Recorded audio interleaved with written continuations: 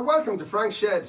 Joining us today is a five-piece coming highly recommended in their native Dublin, blending towering vocals and dark and impenetrably tight rock. They're being thrust gradually towards even wider acclaim. We're happy to present Abel Archer. Can we get some introductions and your role in the band, please? I'm Emmett, I'm the dancer. Oh, he's the dancer. Sorry, man. Dermot, bass. Rob, guitar. Neil, keys. Sean, the drummer. You've been playing an awful lot of gigs in Dublin, and good reviews seem to be following you wherever you go, thankfully.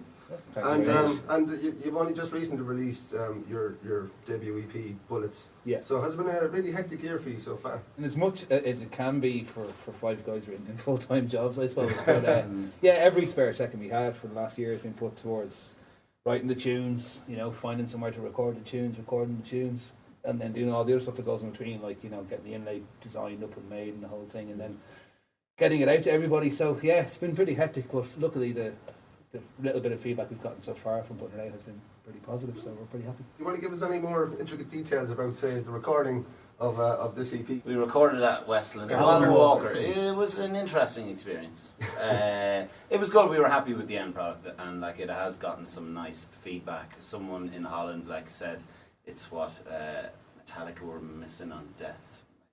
One of those. One of the many things that doesn't make any sense. The songs feel a little bit old to us now. Yeah. You know, we would have had them kind of ready this time last year. We would have recorded them at the end of the summer, got them mastered, and then it just took us ages to kind of get our shit together to get them out. We promoted Superhuman in around Halloween. October, that did really, really well. Like, we got some good radio play, we got lots of interviews and all that stuff, and then we were saying, oh yeah, the EP's coming out in January. Then a couple of weeks later, February, March. March. So we eventually got it out there in the Grand Social. If anyone wanted to acquire this EP, how much would it cost them? $3.96. Or you can listen to it on on Spotify. Listen to it 35 times. 35,000 times. Right? And we will all get $3.96 between us. Well, what is your first song and what's the gist of it? It's Bullets. It was about the second song we wrote after we got together. We kind of purposely decided a pooling of influences, we wanted to go to a certain direction, and Bullets was, I think, the first time when we were writing tunes that we got out. All our influences come from kind of the early 90s Seattle thing, but myself and Neil are both quite into electronic stuff as well, so we kind of tried to blend the two, and Bullets is the first sign that we felt we kind of got there. Good stuff. Well, Bullets, fire away.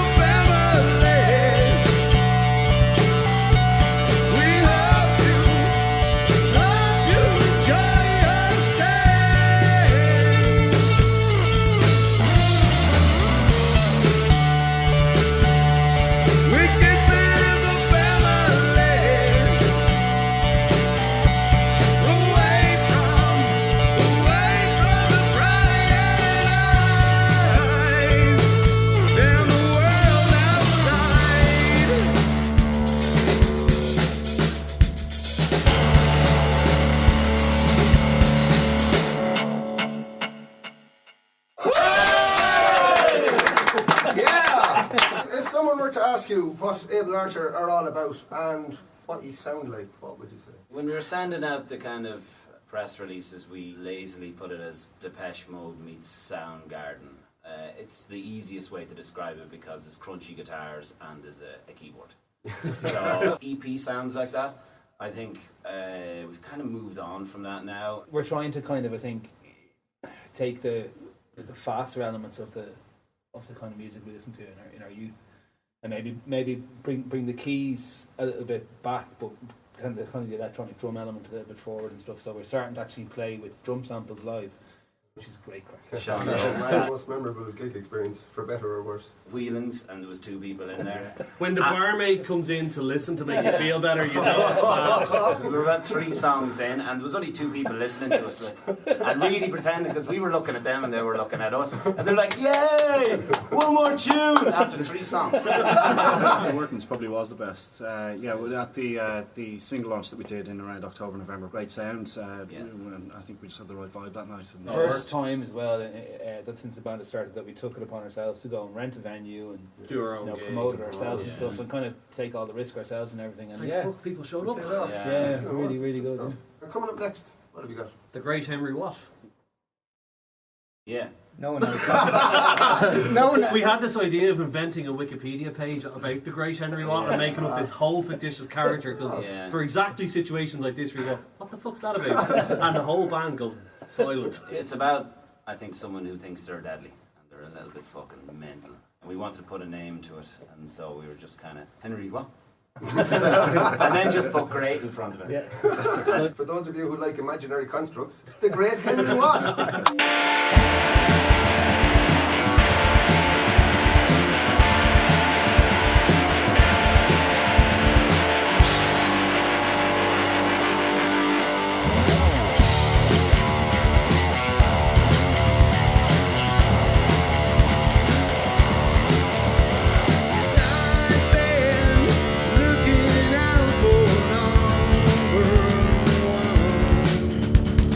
Keeping safe from danger.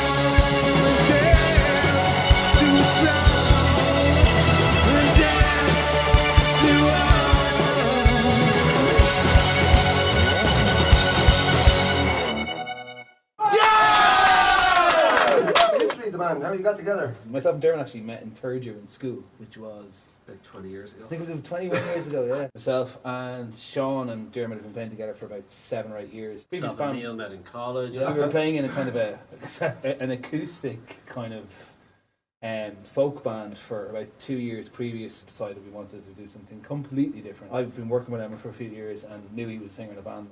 He's actually got quite an unusual voice, so it was kind of, I think, the missing piece to what we were trying to do. Tell us about the name. It's actually to do with a war game that was played by NATO back in 1983. A lot of people consider it the closest that the world ever came to nuclear warfare. NATO were playing a war game and someone forgot to tell the Russians. The title name of the war game was Able Archer, so it kind of took off from there. Really, that was it. What would you say is the best aspect of being in a band? When there's 5 of you in a room and a song comes together, that's the highlight. The way we write is generally I'll write a riff at home and put some sort of a demo together, send it to Emmett. Emmett will put a vocal over it, and then we email it to the lads. Turn up and practice, everybody has a crack at it, you know. So we did one song actually and went into practice and we tried and just couldn't get it to work. And Emmett just referenced another song. Who was the band you had? The Clocox. We just took the same song, put that guitar riff that's at the beginning of it over it. And that moment when something actually just works after it's been really shit for I don't know, 2 or 3 hours, you're trying to make it happen, and it just straight away just boom, all fell into line and just immediately. I don't think the song has changed a huge amount since that first time we played it. Yeah. What would you say has been the most rock and roll moment in the band so far? There was one moment actually in a previous band where we got the opportunity to play in Uganda in Africa. Oh, cool. And we went over for 2 years in a row to play on Paddy's Day in a big hotel. There was 2 things that happened. For the first year, there was a German guy. Obviously, there's not that many PA hire places in Uganda, as you can imagine. So we had to get a PA or whatever. This German guy who'd been there for, I don't know, 20 years or something. And he had the best like this 1967 AC30 and just amazing kit. And we were like, where is this guy coming? How does he pay for all this stuff, right?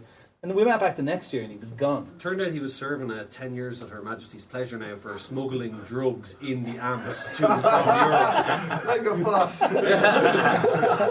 Having people standing on the bar screaming while you play in Africa was pretty fun. Brilliant. What does the future hold for Able Archer? We've put this EP out and we're going to I think we sent 30 of them off to press and radio, and maybe hit another 30 out and then put that to bed. But if we can put 2 EPs out a year rather than try to actually record a record, because we find that the sound evolves so much that it's actually kind of keeps us interested if we're promoting something different all the time. Trying to kind of broaden our horizons as well and start hitting the places like London for doing gigs and just get out there a bit more. What is your last song going to be? Indulge us.